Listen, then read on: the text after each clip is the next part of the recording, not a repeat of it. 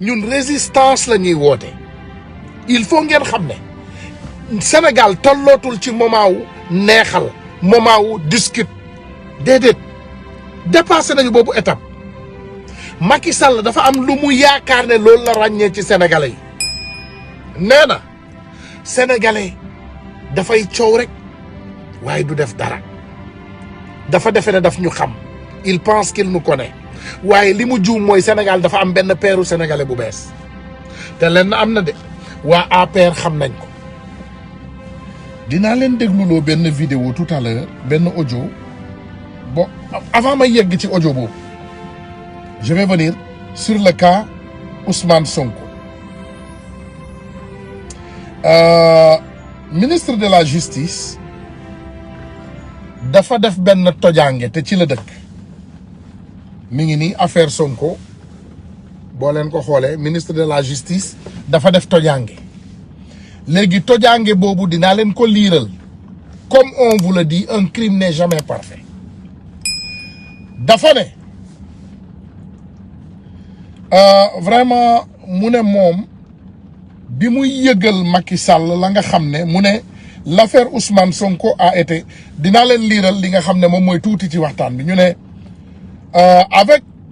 le garde des Sceaux ministre de la justice il ne faut jamais s'attendre à mieux. Monsieur Malick Sall nous habitue à faire des gaffes à chaque fois qu'il doit se mettre au devant de la scène. Quelle mouche a donc pu piquer Monsieur Malick Sall pour déclarer lors de la plénière à l'Assemblée nationale au moment du lever de l'immunité parlementaire du leader du PASTEF, Ousmane Sonko, que c'est lui-même qui a informé Macky Sall de cette affaire. déglu leen ma de ministre de la justice nee na moom moo yëgal Macky Sall affaire u Adji Sarr bi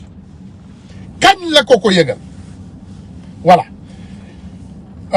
gars yi ñëw nañu ne Malick Sall prend les Sénégalais pour des demeureux et il ne tient d'aucune considération. Quelle bourde de sa part. Comment peut-il faire croire que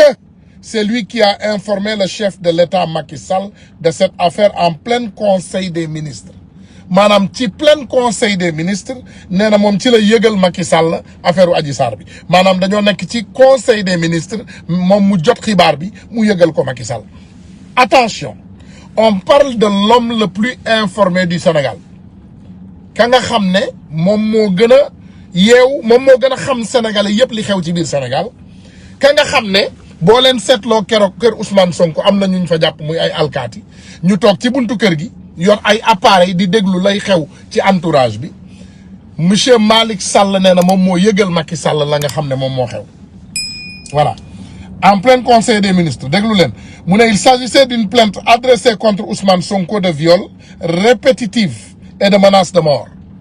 voilà par une jeune fille masseuse nommée Adji Sarr. L'on rêve ou quoi? Cette déclaration de monsieur Malick Sall n'est qu'un énorme boulet. La preuve déglu leen moom nee na mi ngi ko yëgal monsieur Macky Sall ci conseil des ministres. La preuve a été révélée au grand jour le 5 février déglu leen le 5 février Malick Sall dafa taxaw assemblée nationale mu ne moom moo yëgal Macky Sall mbiru Adji Sarr bi te bi mu ko koy yëgal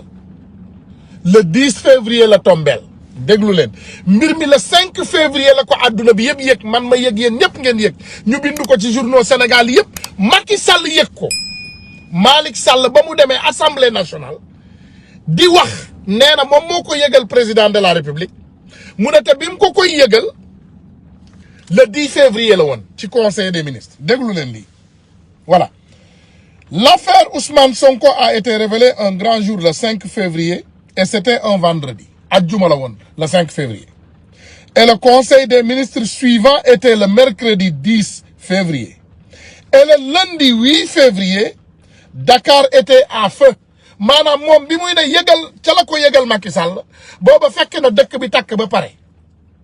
ndax bi ñu waxee le 5 février ba wax affaire Ousmane Sonko gone yi génn nañu ba yëngal nañu joxe nañu lancement ñëpp yëg ko ci àdduna bi moom mu ne le 10 février la ko Macky Sall yëg leen lii mu ne déglu leen lii mu ne février et le 8 février Dakar était en feu avec la manifestation organisée devant le domicile de Ousmane Sonko déglu leen lii de Malick Sall ki nga xam ne moom mooy garde des Sceaux ki nga xam ne moom moo yor atte Sénégal bi yépp nee na mbiru Ousmane Sonko bi moom moo ko yëgal président de la République Macky Sall te ci conseil des ministres mercredi le 10 février la ko yëgal te mbir bi adduna bi yëpp yëg nañ ko le 5 février te biñ ko yëgee le 5 février le 8 février yëngal nañu jox Macky Sall avertissement Dakar di takk ay Auchan takk ay Total takk tali bi di takk moom bi mu demee assemblée nationale muy joxe ay kàddoom nee na moom moo yëgal Macky Sall mbir mi le 10 février donc yéen a ngi gis fii incohérence boo xam ne moom la ñu jonkonteel comme on vous le dit un crime n'est jamais parfait ndax bu fekkee ñun ñëpp bàyyi nañu xel dinaa leen indil photo yooyu assemblée nationale photo yi ñu fa génnee dañu dem xooli benn non mais c'est extraordinaire ñàkk yeewu nag dafa am loo xam ne da koy wàññi lu bari ci doomu aadama dañu dem xooli benn photo boo xam ne boo leen fàttale ko ñu bari ñu ngi doon circuler ak ay photo ñu mel ni ay Cheikh Yérim violeur sec xam nga doomu aadama nee na dinaa leen wax dara y a un mot anglais ñu ne misery love company misère dafa bëgg xarit misère dafa bëgg compagnon quelqu'un qui est en misère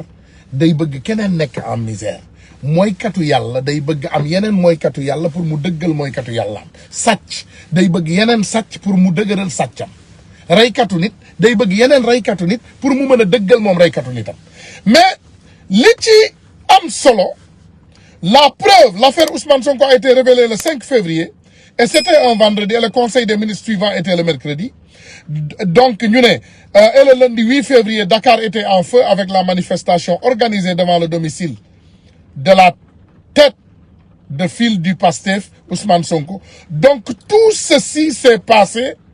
avant le tenue du conseil des ministres du 10 février. Et voilà, M. Malick Sall veut nous faire croire tout bêtement que c'est lui qui a informé de cette affaire de personnages qui passent pour être le mieux renseigné de ce pays des conneries. Le ministre de la Justice veut faire croire qu'avec tout le tollé qu'il a eu dans cette affaire, le président de la République n'a pas été mis au courant que le 10 février, lors de la réunion du Conseil des ministres. Monsieur Malick Sall veut certainement nous faire croire que l'homme le mieux renseigné du Sénégal, a une agence de renseignement en panne. Donc Malick Sall lim ñu yëgal mooy renseignement généraux Sénégal dafa panne doxul. Donc avec monsieur Malick Sall, ces bourdes ne doivent pas être une surprise. Il vient pour couronner le tout de jeter le discrédit sur le suivi de l'info par le président de la République. Xam nga ñun dañu nekk ci ab réew donc ab réew nag boo fa nekkee te ay saay-saay jiite la donc dafa mel ni dañuy dem ba incohérence maanaam li ñuy wax ñu ne le ridicule ne tue plus maanaam ñàkk jom reyatul Sénégal xam nga avant dans un monde normal doomu gor am na loo xam ne boo ko tegee day bëgg a xaru day bëgg a rey boppam mais nous on comprend que le ridicule ne tue plus au Sénégal léegi